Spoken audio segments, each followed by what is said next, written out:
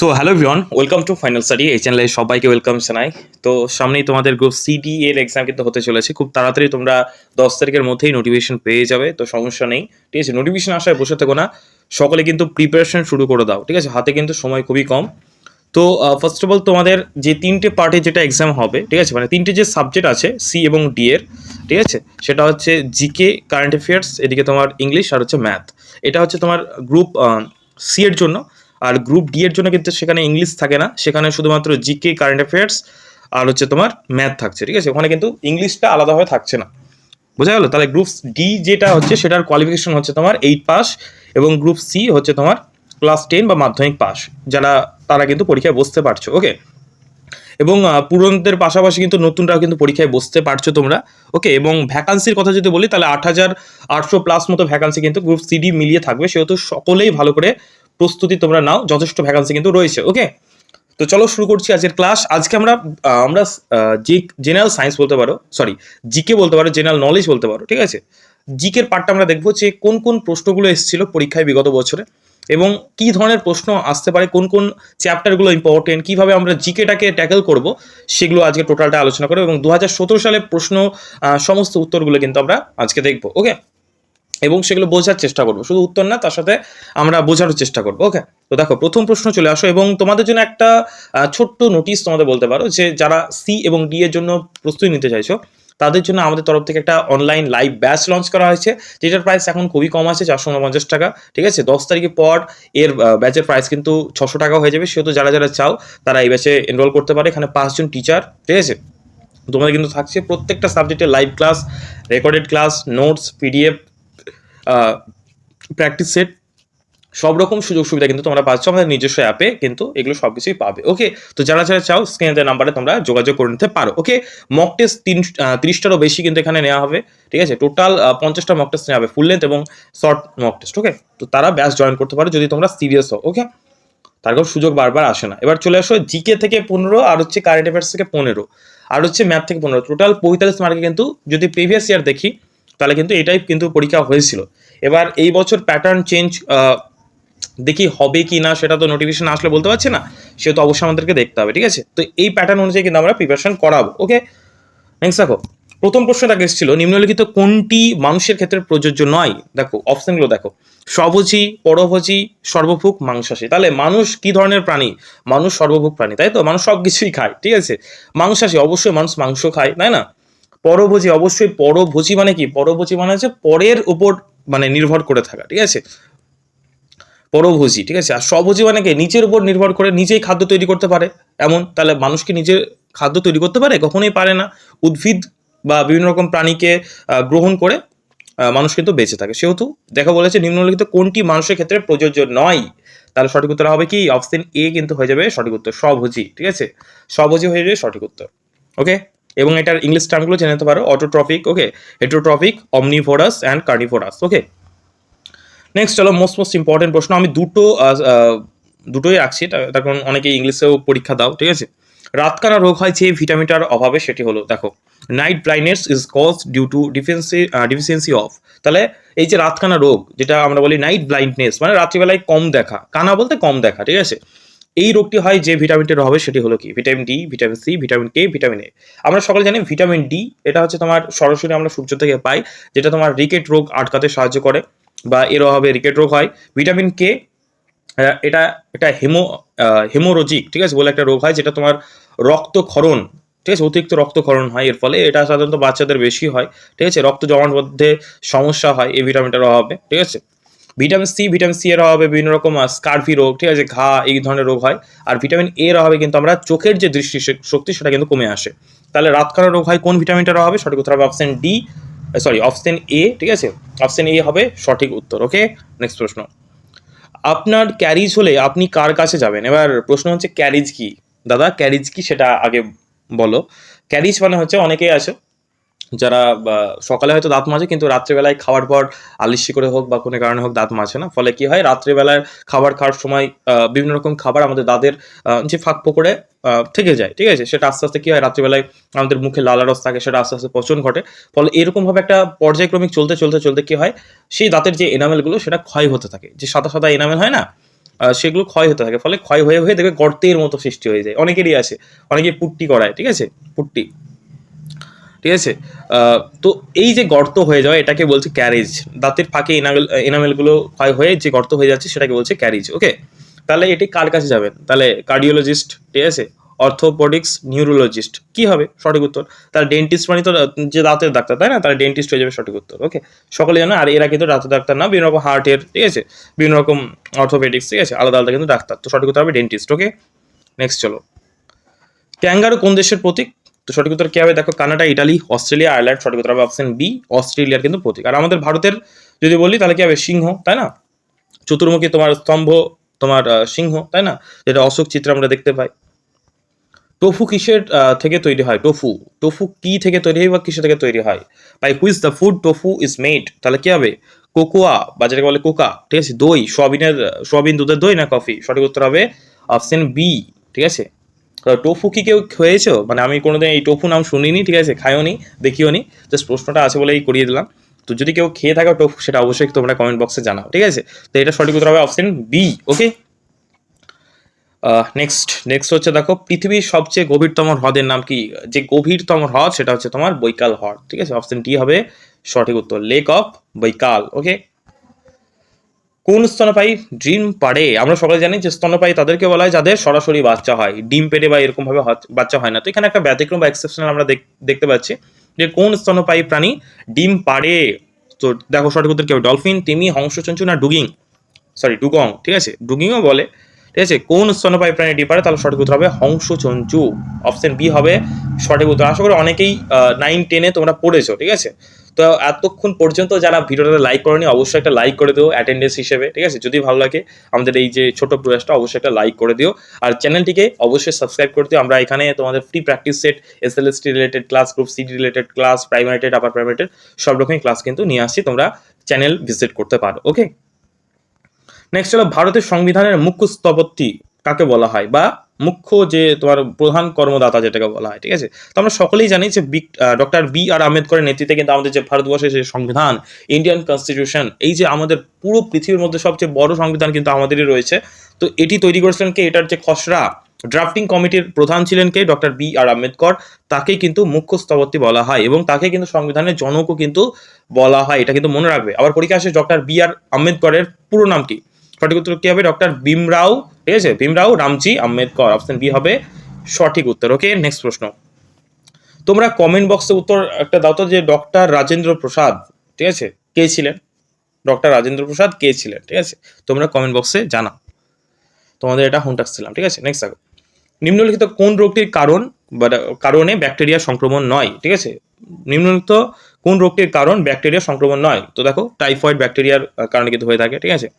ডিপথেরিয়াও কিন্তু ব্যাকটেরিয়ার কারণে হয়ে থাকে, কলেরাও কিন্তু ব্যাকটেরিয়ার কারণে হয়ে থাকে। তাহলে এখানে আমাশয় রোগটি কিন্তু তোমার ব্যাকটেরিয়া কিন্তু সংক্রমণ নয়। ওকে, তো সঠিক উত্তর হবে অপশন এ, আমাশয়। ওকে, বিগ ব্যাং থিওরি বিবৃত করে কি? বিগ ব্যাং থিওরি আশা করি সকলেই জানো যে পৃথিবী সৃষ্টির ইতিহাস, সেটাকে আমরা বলি অরিজিন অফ ইউনিভার্স, ঠিক আছে। মহাবিশ্বের যে সৃষ্টি বা বিশ্ব ব্রহ্মাণ্ডের সৃষ্টি, সেটা বিভিন্ন রকম বিজ্ঞানী নিজের মতো করে তার তথ্য দিয়েছেন বা তার ডেটা উপস্থাপন করেছেন, থিওরি দিয়েছেন।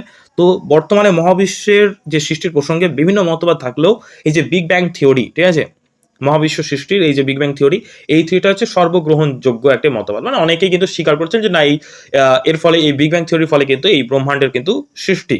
তো এই থিওরিটা কে দিয়েছিলেন? অনেকজন প্রবক্তা কিন্তু নাম আমরা দেখতে পাই, যেমন হচ্ছে জর্জ লেমার্টে, ওকে, এডুইন হাবল, ফিডম্যান, এবং আমরা সকলে চিনি স্টিফেন হকিংস, ঠিক আছে, তিনিও কিন্তু এই থিওরির সাথে কিন্তু যুক্ত ছিলেন।